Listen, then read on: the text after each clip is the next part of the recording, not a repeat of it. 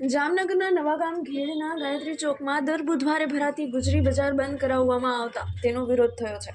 આ વોર્ડના બે કોર્પોરેટરો વચ્ચે ગુજરી બજાર મુદ્દે વિવાદ થયા બાદ લોકોના અભિપ્રાયો મેળવ્યા બાદ આજે બજાર ચાલુ રાખવામાં દેવામાં આવી છે।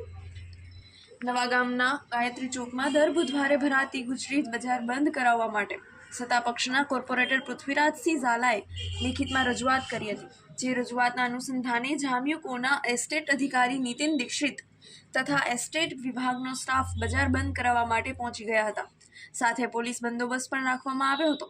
દરમિયાન બજારના સ્થળે પહોંચેલા વિપક્ષના કોર્પોરેટર રચના નંદાણીયાએ ગરીબ લોકોની રોજગારી તથા અહીં વસતા સ્થાનિકોની સુવિધાને ધ્યાને રાખી આ બજાર ચાલુ રાખવા માટે રજૂઆત કરી હતી। સાથે સાથે બજાર ચાલુ રાખવી કે બંધ તે અંગે લોકોના અભિપ્રાય પણ લેવામાં આવ્યા હતા। જેમાં મોટાભાગના સ્થાનિક લોકોએ ગુજરી બજાર ચાલુ રાખવાનું જણાવતા આજે બજાર યથાવત રાખવામાં આવી હતી।